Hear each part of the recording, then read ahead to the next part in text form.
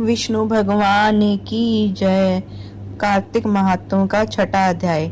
नारद जी कहने लगी, हे ब्राह्मण, कार्तिक मास के महात्म्य का विधि पूर्ण वर्णन कीजिए। ब्रह्मा जी कहने लगे कि हे नारद, तुम बड़े सज्जन पुरुष हो, जो लोगों के हित के लिए में ऐसे प्रश्न करते हो।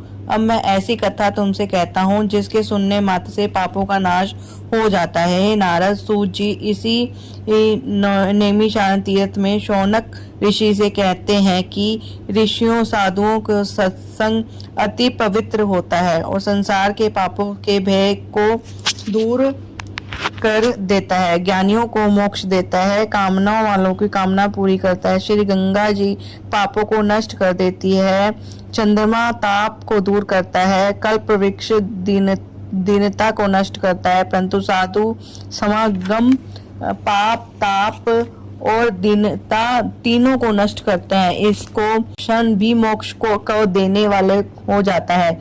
इतना वृतांत सुनकर ऋषि कहने लगे कि हे सूत जी, आप कृपा करके कार्तिक महात्म्य इतिहास तथा प्रसंग सहित सुनाइए।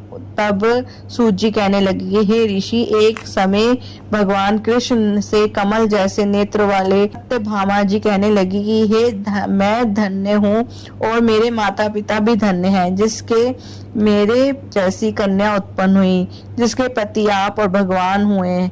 आप 16,108 रानियों में सबसे अधिक मुझसे प्रेम करते हैं। जिस कल्प वृक्ष की पृथ्वी के लोग बात कर तक नहीं जानते आंगन में लगा हुआ है। अतः मैं आपसे एक बात पूछना चाहती की आशा है, मेरे हित के लिए आप वह सब अवश्य बताने की कृपा करें। इतनी बात सुनकर श्री कृष्ण भगवान जी सत्यभामा का हाथ पकड़कर कल्प वृक्ष के नीचे ले गए और कहने लगे, हे सत्यभामा, सब रानियों में तुम मुझको सबसे अधिक प्रिय हो।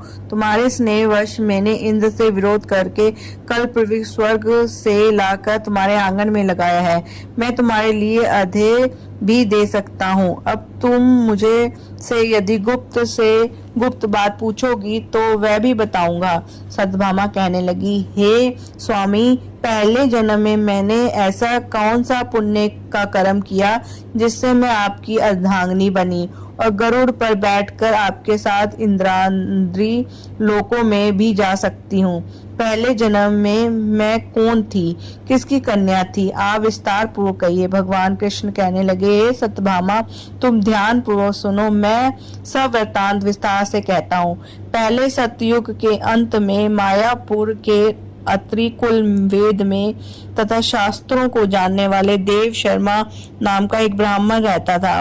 वह सूर्य का भक्त था तथा दिन रात अतिथियों की सेवा किया करता था। उसके कोई पुत्र नहीं था, परंतु बड़ी आयु में उसके एक कन्या उत्पन्न हुई जिसका नाम गुणवती तथा देव शर्मा ने चंद्र नामक अपने एक शिष्य के साथ अपनी कन्या गुणवती का विवाह कर दिया। चंद्र पिता के समान उसकी सेवा करता था। एक दिन देव शर्मा अपने दामाद के साथ लकड़ियों को काटने के लिए हिमाचल के समीप गया। वह इधर उधर फिरते हुए उन्होंने एक महाभयंकर राक्षस देखा। उसको देखकर दोनों भागने में असमर्थ हो गए और दोनों ही उस राक्षस के हाथ से मारे गए। परंतु इस क्षेत्र में प्रभाव और अपने कर्मों के कारण हमारे बैकुंठ धाम को प्राप्त हो गए, क्योंकि जैसे मेघ से वर्षा हुई जल आज सब नदियों द्वारा समुद्र में प्रवेश पा सकता है, वैसे ही गणेश, शिव, सूर्य, विष्णु किसी भी देव की उपासना की जय हमको भी प्राप्त हो जाती है। इसी प्रकार दोनों सूर्य के भक्त हमारे दूतों द्वारा विमान में बैठकर हमारे लोक तक पहुंच गए। उन दोनों को मरण सुनकर भगुनवती बड़ा रुदन करने लगी, पुकारने लगी कि हे पिता, हे पति, तुम्हारे बिना मेरा निवारण कैसे होगा? मैं किस प्रकार जीवित रह सकूंगी? तुम मुझको छोड़कर कहाँ चले गए? मैंने अन्न तथा भोजन का प्रबंध कैसे होगा? मेरे लिए अब कोई भी ठिकाना ना रहा। इस पर विलाप करती हुए अचेत होकर विष की तरह भूमि पर गिर गई। कुछ चेतना आई तो उसने अपने घर का सामान बेचकर उन दोनों को अंतिम संस्कार किया और मेरी भक्ति में सदा तत्पर रहने लगी। इसी प्रकार कार्तिक मास आ गया। वह कार्तिक व्रत करने लगी तथा एकादशी का व्रत भी करने लगी। दोनों ही व्रत भगवान को अति प्रिय है और मुक्ति के ऐश के देने वाले। और कार्तिक मास की तुलना के सूर्य में जो प्रातःकाल स्नान करता है, जागरण तथा दीप दान करता है, उसके महाप्रताप नाश हो जाते हैं। जो मंदिर में जाकर झाड़ू देता है या भगवान की पूजा करता है, वह जीवन मुक्त हो जाता है। जो तुलसी के वन की पालना करता है, वह इस संसार में आकर जन्म नहीं लेता। इस दिन वह ज्वर से पीड़ित हो गई। जब भी वह दुर्बल शरीर वाली गुणवती गंगा जी में प्रवेश करते ही शीत के मारे उसको सब देह कांपने लगी। वह शिथिल होकर वहीं पर गिर पड़ी। उसी समय हमारे दूत सुंदर विमान में बिठाकर उसको हमारे धाम में ले आए। यह कार्तिक के व्रत का भी प्रभाव था, जिससे द्वापर में ब्रह्मा जी की देवताओं की प्रार्थना पर इस पृथ्वी पर का भार उतारने के लिए हमने कृष्ण अवतार लिया। तो उस समय हमारे ही सब देवगण यादव बने। तुम्हारे पिता देव शर्मा हुआ, चंद शर्मा अंकुर हुए और तुम गुणवती सत्यभामा हुई। कार्तिक के व्रत के प्रभाव से तुम हमारी प्यारी हुई। तुमने जन्म तुलसी के वृक्ष की पालना की है। इसी तुम्हारे आंगन में कल्प वृक्ष है। कार्तिक में तुमने दीप दान किया।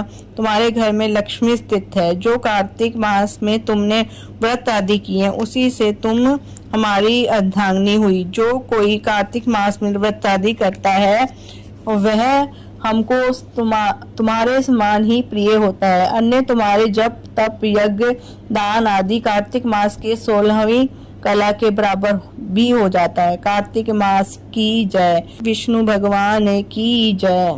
जो कोई इस कथा को पढ़ता है अथवा सुनता है, उसको भी अश्वमेध यज्ञ का फल प्राप्त होता है। बोलो कार्तिक मास की जय, कार्तिक महात्म की जय। भजमन नारायण नारायण नारायण, श्रीमन नारायण नारायण नारायण, सत्य नारायण नारायण नारायण, लक्ष्मी नारायण की जय।